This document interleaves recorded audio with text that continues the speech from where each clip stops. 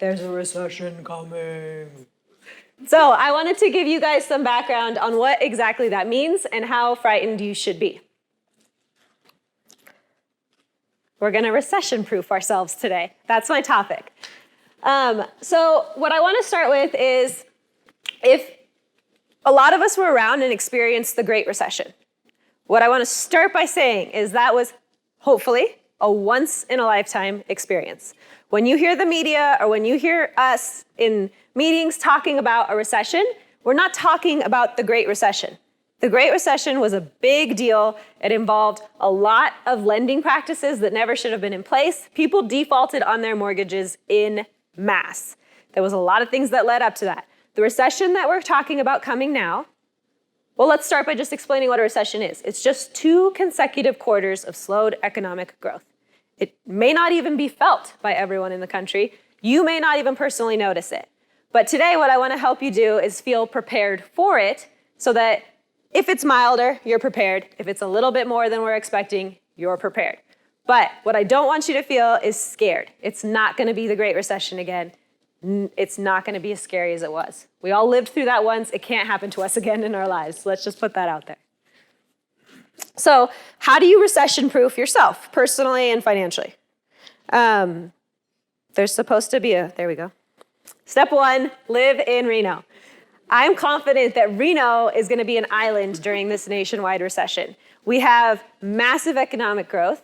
Last time when the recession hit, we felt it really badly, because if you look at the country as a whole, when their wages tighten and their budgets get a little bit harder to work with, the first thing they cut is travel.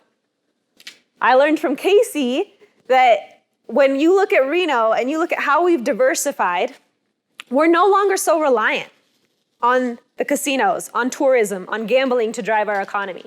We are much more diversified. We have technology-based jobs. We have all kinds of base jobs here that we won't just crumble like we did last time. We're much more prepared this time for a recession to come. Secondly, why Reno is a great place to be during a recession, in order for our housing market to feel the impacts of a recession, we would need an absence of California buyers. That's not going to happen. There is what you would call literally, and I'm not exaggerating at all, a max exodus happening from California into our state of people moving here, driving our economy and driving our housing market. So our home values are going to stay strong. We're going to continue to have a supply and demand problem through this recession. So if you were thinking, I'm going to wait to buy a home until the recession, I'm going to wait to move on to my next big home because of the recession, I would have to tell you that you're being foolish, because you're not going to see that window. You may see affordability improve because interest rates drop during a recession, but you're not going to see home values bottom out. It's just not going to happen. The other thing that is great about being in Reno is that we have a community. And so I don't want to sound sappy here, but I think that we have a very tight-knit local community that is supportive of small businesses and will continue to give their business to small businesses to get through this recession. So if you know what to expect, then you can be better prepared. There's a couple steps I want everyone to take to recession-proof themselves. Step 1, which I'm happy to help with, is to refinance your high-interest debt, get rid of credit cards. Right now, do what you can while, in case your wages do tighten, in case your budget does get a little bit harder to manage in the recession. Now, before that happens, refinance, consolidate your debt, get in a better financial place now. Don't wait, do it now. Create passive income streams. So this can be different for everybody. This could be having a side hustle where you have a little bit of extra money coming in from something else. It could mean buying an investment property if you have that ability. Talk to me about it. Let me help you see if it's the right thing to do right now.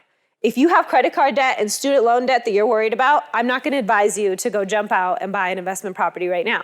If you have a lot of equity in your home and you're debating whether you should buy the mansion of your dreams or buy an investment property, I'm probably going to advise you, buy an investment property, have some passive income come in, move on to the house of your dreams a little bit later when things are more stable. And then build an emergency fund. So you should have, I'm going to start small in case you don't have an emergency fund. You should have at least $1,000 in there.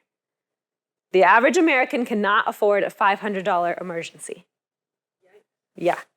So, all my friends in this room, I want that to not be you.